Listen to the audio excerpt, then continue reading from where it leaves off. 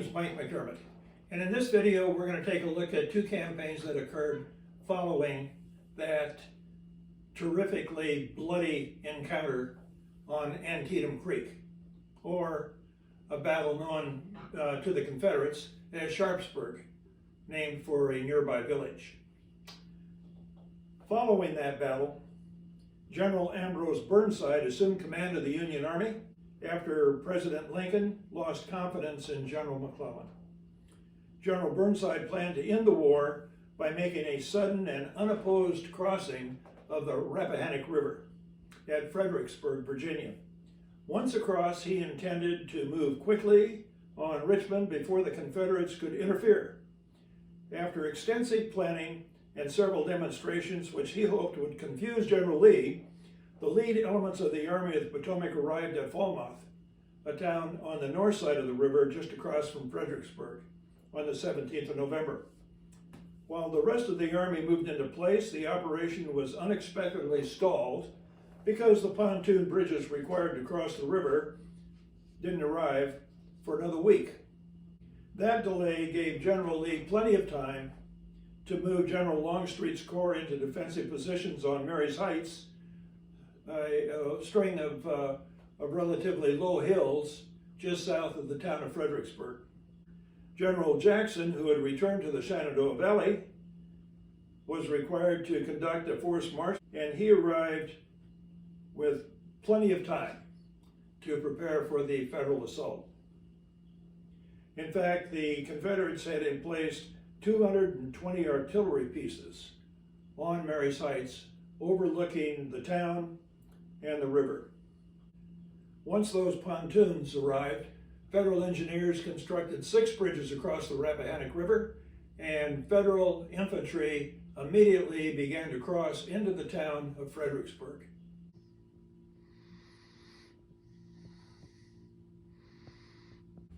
The main crossing of the Federal Army took place the following morning under cover of a thick fog, and General Burnside then ordered a 2-pronged attack by 2 divisions, who were to be followed by larger forces as that attack developed. The Federal attack on the left found a gap in General Jackson's portion of the Confederate defense and exploited it before being stopped by a last-ditch rebel counterattack. On the Federal right, the attack against Marye's Heights was delayed until almost midday and then stalled in the open fields beyond the town.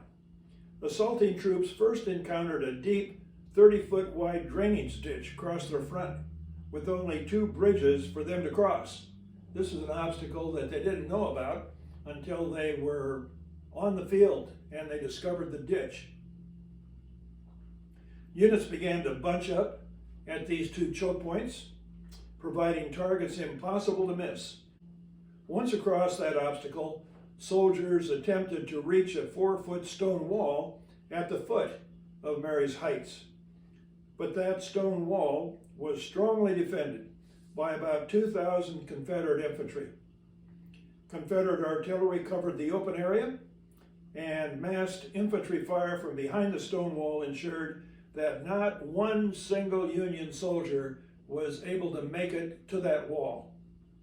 Before the shooting started, General Longstreet's artillery commander, a Colonel Edward Alexander, had told him, "We cover that ground now so well that we will comb it as with a fine-toothed comb. A chicken could not live on that field when we open up on it." Prophetic words.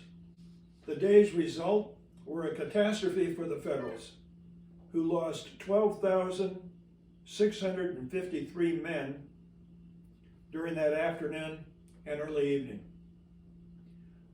Rebels suffered 5,377 casualties. The night of December 13 was bitterly cold, and the aurora borealis made a dramatic appearance, which was very unusual for being that far south. John Thompson, a Confederate soldier, later wrote, "Louisiana sent those famous Louisiana Tigers, and there were Florida troops who, undismayed, under fire, stampeded the night after Fredericksburg when the aurora borealis snapped and crackled over that field of the frozen dead, hard by the Rappahannock River. The two armies remained in position throughout the following day, when General Burnside asked for and received a truce to recover his wounded. Any thought of continuing the battle was dismissed, and on 15 December, the Union Army withdrew back across the Rappahannock River to the north side, and General Burnside was then replaced by President Lincoln with General Joseph Hooker, another new commanding general for the Army of the Potomac. Before the Federal Army had crossed the river, there was considerable talking back and forth between the opposing pickets. These were the Union and Confederate soldiers that were pushed farthest forward as security. Some of the banter included offers to trade food, tobacco, and news, but not all the offers were necessarily friendly. One Northern soldier recalled hearing a rebel say, "Why don't you uns come over and fight we uns? We want you to." That wasn't a very friendly invitation. Union General Darius Couch found an observation post in the steeple of the Fredericksburg courthouse during the battle and described the scene before Mary's Heights. Quote, "The whole plain was covered with men, prostrate and dropping, the live men running here and there, and in front, closing up against each other to form lines of battle, and the wounded trying to come back. The commands seemed to be mixed up. I had never before seen fighting like that, nothing approaching it in terrible uproar and destruction." General Couch continued, "There was no cheering on the part of the men, but a stubborn determination to obey orders and do their duty. I don't think there was much feeling of success either. As they charged, the artillery fire would break their formations and they would get mixed up. Then they would close up, go forward, receiving the withering infantry fire from behind that stone wall, and fight as best they could. And then the next brigade, coming up in succession, would do its duty and melt like snow coming down on warm ground." A Union officer, Colonel Joshua Chamberlain, commanding the 20th Maine Volunteer Infantry Regiment, spent the night of 13 December laying on the open ground not far from that stone wall, shielding himself behind a dead man. Although unwounded, he could not move because of the rifle fire from those nearby Confederates. He later wrote concerning his experience, "Out of that silence rose new sounds, more appalling, a strange ventriloquism, of which you could not locate the source. A smothered moan as if 1,000 discords were flowing together into a keynote that was weird, unearthly, and terrible to hear, yet startling with its nearness. The writhing concord, broken by cries for help, some begging for a drop of water, some calling for God to give pity, and some on friendly hands to finish what the enemy had so horribly begun. And underneath, all the time, the deep bass note from closed lips too hopeless to articulate their agony." I'd like to just add an additional note concerning Joshua Chamberlain. It's a name that many might be acquainted with, particularly associated with the Gettysburg campaign. And 6 months later, on the 2nd of July, 1863, Colonel Chamberlain and his regiment accomplished a critical mission during the second day at Gettysburg, for which he received the Medal of Honor. The following year, he was badly wounded at Petersburg, near the end of the Civil War, and General Grant gave him a deathbed promotion to Brigadier General. He was not expected to live, but he did. And in fact, he healed up sufficiently to be given the honor of commanding the troops who accepted the surrender of General Lee's army at Appomattox Courthouse. After the war, he served 4 terms as governor of Maine and then became president of Bowdoin College, his alma mater, where he had taught before the war. Joshua Chamberlain finally died in 1914 at the age of 85, reportedly due to complications from that wound he had received at Petersburg, a wound which never healed completely. Following that federal disaster at Fredericksburg, both armies went into winter quarters facing each other across the Rappahannock River. And as I had mentioned, President Lincoln changed the leadership of the Army of the Potomac again, and on 26 January 1863, General Joseph Hooker took command. Intending to turn the Confederates' left flank, General Hooker ordered 40,000 men to cross the river again below Fredericksburg and to attract the Confederates' attention. The rest of the Federal Army, approximately 54,000 men, then moved upstream, moved to the right, and on the 27th of April crossed at several locations, although the majority of the troops were directed to Kelly's Ford. Before the day was over, General Hooker had moved that portion of his army into position behind the Confederates' left flank in the vicinity of Chancellorsville, and he was largely unopposed. In 1863, Chancellorsville was a single brick house on a minor crossroads in an area known as the Wilderness, so called because the ground was covered with second-growth timber entangled with thick brush. The area was further cut up by many swampy streams, making movement very difficult except on the few narrow roads through that tangle. General Lee, unsure of the Federals' intentions, also split his force, ordering one division of 10,000 soldiers to screen the threat at Fredericksburg, that is, to face off against the 40,000 Federals that had been left behind. General Lee moved 43,000 of his men against the Federals at Chancellorsville, which was about 15 miles away. General Hooker ordered his army into defensive positions, a move protested by many of his subordinate commanders. And General Lee again split his forces, demonstrating in front of the Federals in their defensive positions with about 17,000 men, while General Stonewall Jackson moved to the left with 26,000 soldiers with the intention of surprising the Federals. Late in the afternoon of the 2nd of May, General Stonewall Jackson's Confederates did succeed in surprising, and they overran the Union right flank and rolled up the Federal line as far as Chancellorsville, where General Hooker had established his headquarters. The Confederate attack came to a halt in the growing dark when General Jackson was accidentally shot by his own men, giving the Federals time to shore up their defenses. And in fact, Stonewall Jackson died several days later, the result of those wounds.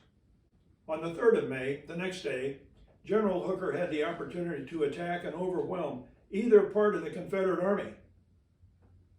That portion commanded by Lee to his front, or that portion commanded by Jackson to his right flank. Instead, he fell back into new positions, surrendering the only high ground in the area known as Hazel Grove. The Confederates quickly took possession of that hill and concentrated their artillery to support continued rebel assaults against General Hooker's defensive positions. An artillery round fired from Hazel Grove struck a pillar on the porch of the house at Chancellorsville against which General Hooker had been leaning, knocking him unconscious. When he revived, he ordered a further withdrawal to prepared defensive positions with flanks protected by the Rappahannock River and a major tributary, the Rapine River. And also on that day, the 3rd of May, the Federal troops at Fredericksburg occupied the town and after several assaults succeeded in capturing Mary's Heights late in the day. General Lee, deciding General Hooker's latest defenses would be too costly to attack head on, left a screen of cavalry to hold the Federals in place and moved the bulk of his army back to Fredericksburg to confront the Federals, who were then on Marye's Heights. The rebel attack started late on the 4th of May, poorly organized, and it soon stalled, allowing the Federals to withdraw back across the Rappahannock River to the north side during the night. General Lee then turned his attention back to General Hooker's army and concentrated to assault those strengthened Union positions. But General Hooker surprised the Confederates by ordering a retreat back across the river, and the move was completed on the day that General Lee had intended to attack. The Confederates lost 13,000 men during the course of all of that fighting, and the Federal Army suffered 17,000 casualties, although the greater damage may have been the humiliation and the loss of confidence in the Federal Army's leadership. President Lincoln had another change of command to make. Union General Alfred Pleasonton had positioned about 20 pieces of artillery in front of the rebel lines as darkness was falling during that evening when General Jackson had been mortally wounded. And in the words of General Pleasonton's aide, a man named Clifford Thompson, the general rode from gun to gun, instructing the crews to aim low, not get excited, and make every shell count.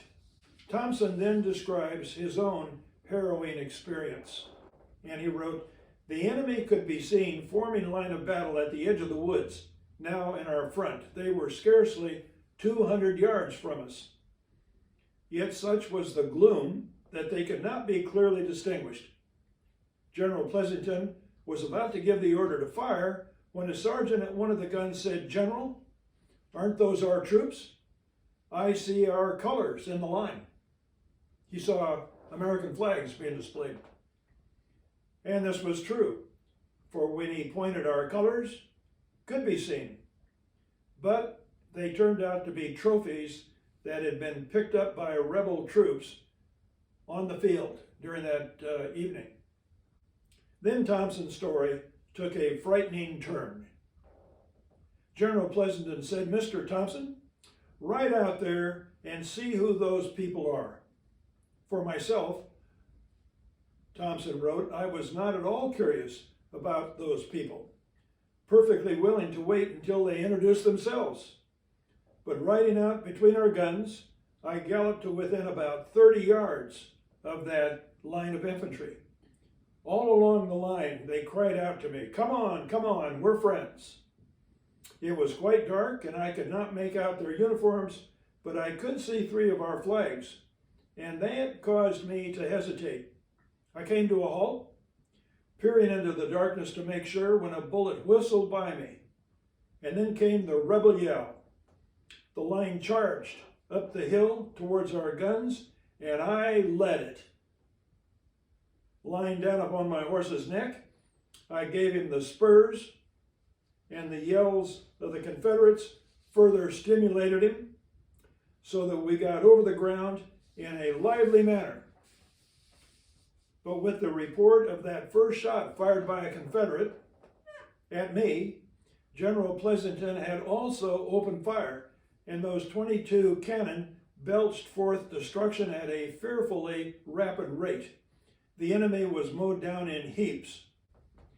They could make no way against such a cyclone of fire, and ran back down the hill to the cover of the woods.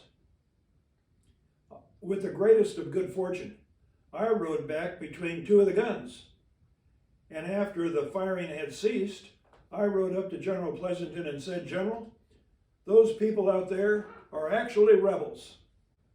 There was a grave twinkle in his eye as he replied, "Thompson, I never expected to see you alive again. I thought if they didn't kill you, my cannon probably would." But that was no time to stop for just one man. And thus ended the Battle of Chancellorsville. Another Federal opportunity lost, another federal defeat chalked up to the ineptitude of the commanding general. I look forward to any comments that you may wish to make concerning these campaigns. And until then, God bless each and every one of us, and God bless the United States.